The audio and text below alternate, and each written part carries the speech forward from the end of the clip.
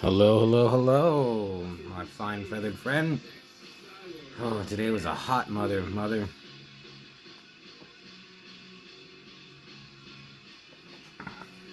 Hi, everybody. Listening to the music to kill brain cells.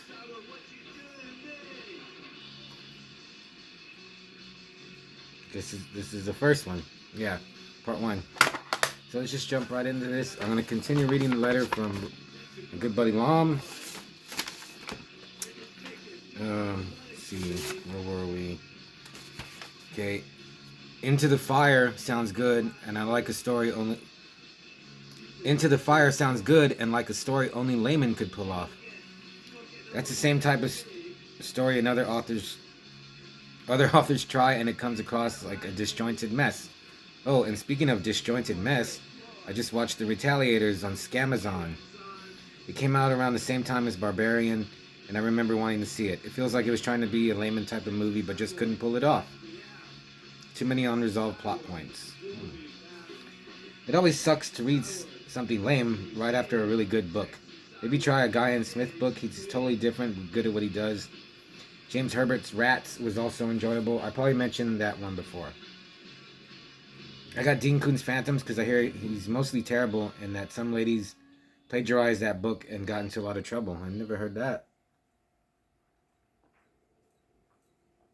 Where am I? Pauline Dunn's Demonic Color supposedly lifts entire pages from Phantoms, so I figure if it's worth ripping off, it has to be good, right? Also, Helen Keller, yes, the Helen Keller, also got busted for plagiarism. Her book, The Frost King, was a ripoff of Margaret Canby's Frost Fairies. Layman's Endless Night was so good.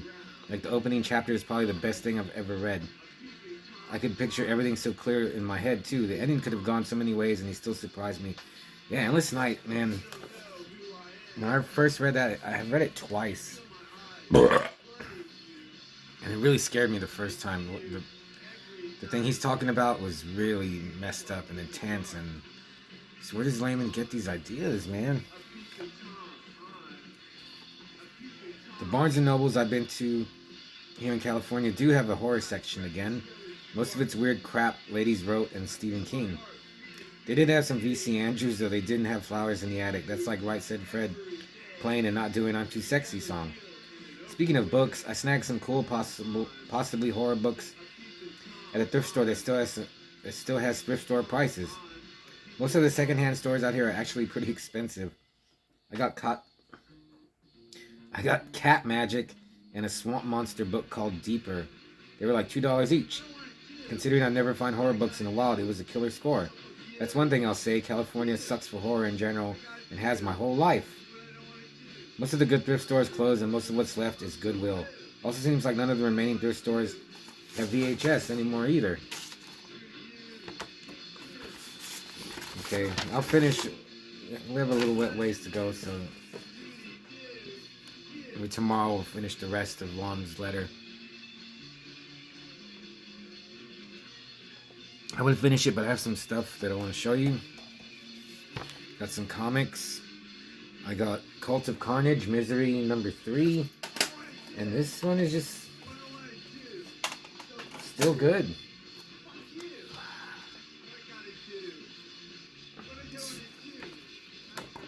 Daredevil, good art. Decent story. I'm just shocked. I got the new Venom, cool cover. Venom 23. Warlock Rebirth, number 5. I need like issue 2. Predator number 5.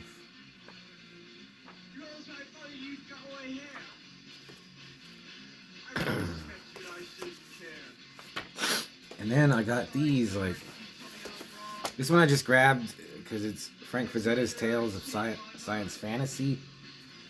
And I wasn't gonna, I think I even grabbed it and I put it back and I was, oh no, I mean, it's a cool cover, but, and I got it and it was a really good story. And it's about pirate cannibals and sharks, and I was really surprised how good it was.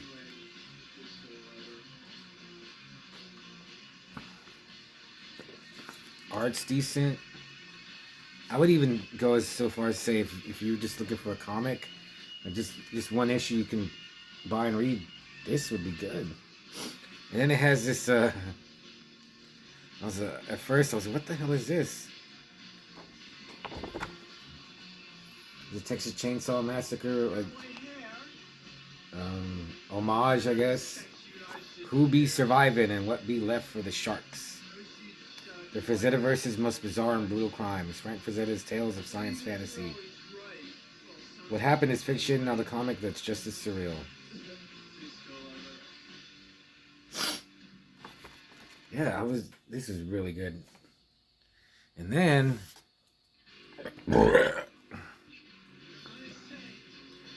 I got Fire and Ice #1. I love the animated film.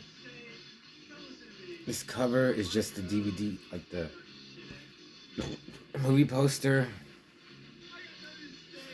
And I haven't read it yet, but the art is great. I was like actually worried. I was like, are they even gonna try to do like Frazetta? And this is a Dynamite comic, yeah. Whoa, is that a... Man, it's a Dark Wolf toy. I didn't even see that. I think the art just fits in Frazetta's like world style of art. So if this is as good as the science fantasy, I mean, I'm really stoked about getting those. Shit. So now I'm going to review a movie.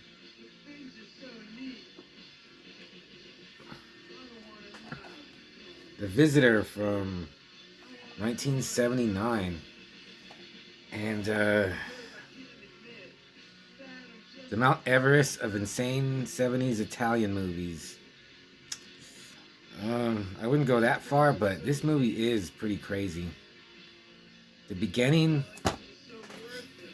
Okay, it has John Huston. I've known he's an old man in 1979. He's like a super famous actor, like, you know, well thought of and esteemed. I haven't seen that many of his movies. He actually reminded me of Max von Sydow a little bit. And it starts out like he's standing in the...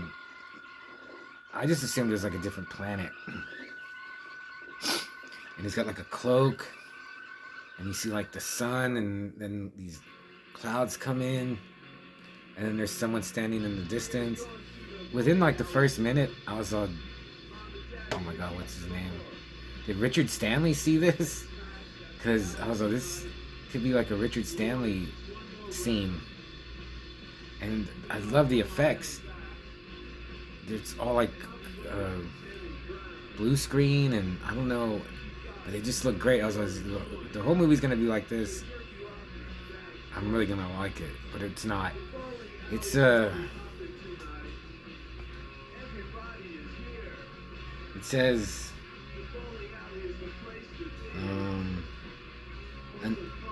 an intergalactic warrior who joins a cosmic Christ figure in battle against a demonic 8-year-old girl and her pet hawk, while the fate of the universe hangs in the balance.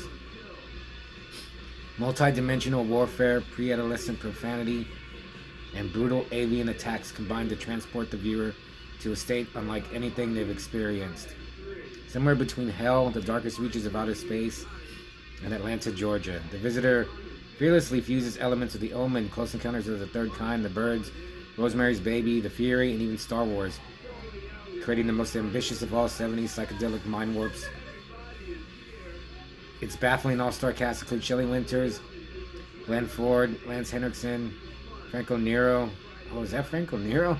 And Sam Peckinpah. There's really no...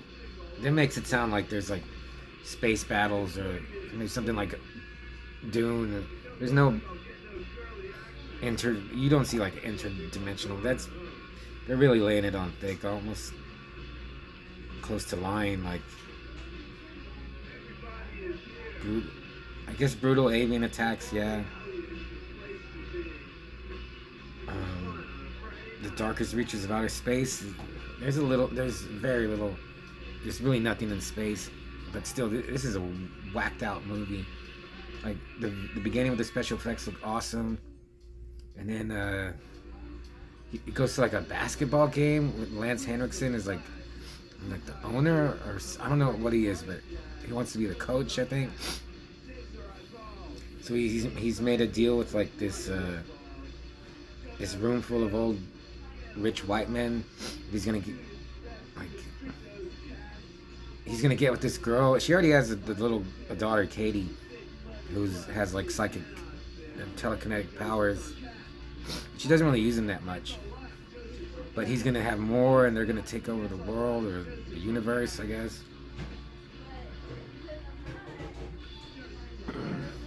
The little girl is a real jerk, and she has like a thick Southern accent.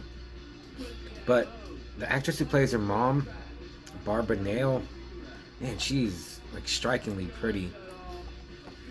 I looked up her filmography. The other thing that I've seen her in, she was like the main girl in Switchblade Sisters, which was like 4 years before, and she just got prettier. She has these piercing like blue-gray eyes, and she reminds me of Alexa Bliss from WWE. Something like about them. She's just really pretty.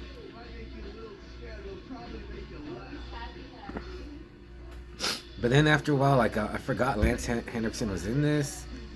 It's just mostly the little girl torturing her mom, and John Huston just walking around buildings and staring at the city skyline. And actually, like, I remember me and my friend, we talked about these. Oh, there should be a movie where like you see a plane land, and then like a guy riding in a limousine, then he gets out and he's walking with a briefcase, and he goes into a building and he puts the just like there's no talking and just things happen and you don't know. That's this movie.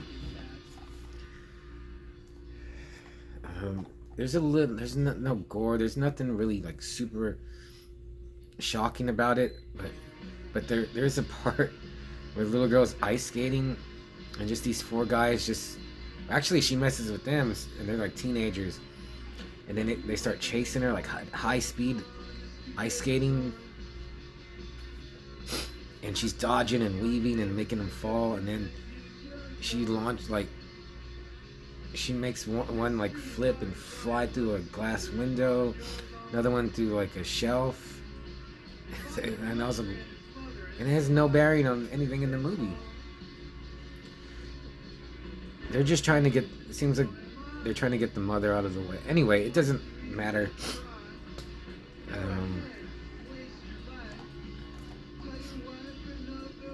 Should you see it? Yes.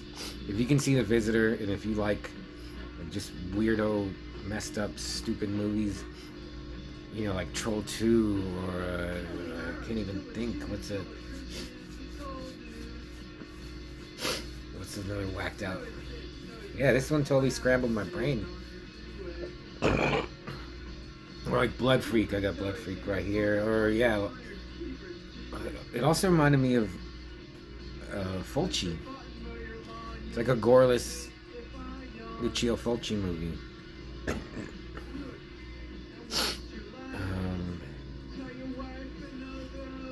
Yeah, but don't expect like there's some special effects towards the end, but nothing like in the beginning. But yeah, I would say I got it from the library, so maybe you could get it from your local library. But now I kind of want to see were there any other. Yeah, this is like a Omen. I think it tried to be like a Omen Exorcist type of movie, because the little girl even kind of looks like Reagan from Exorcist. Has the hair. She does like get demonized towards the end, and that was cool. Yeah, just weird movie. Yeah, I have to give it like a 4 out of 5 Manos Hands of Fate, just for the sheer audacity. Yeah. And a lot of people, I read reviews, they don't know what's going on. It's really, I don't know if it's that, it's just like there's just literally like very little talking in it, but you at the end you know what's going on. I thought so. The Visitor, yeah, check it out. And, You've got to watch those Americans over in Israel, and I'm standing in a situation not unlike this. okay, we'll leave you with that.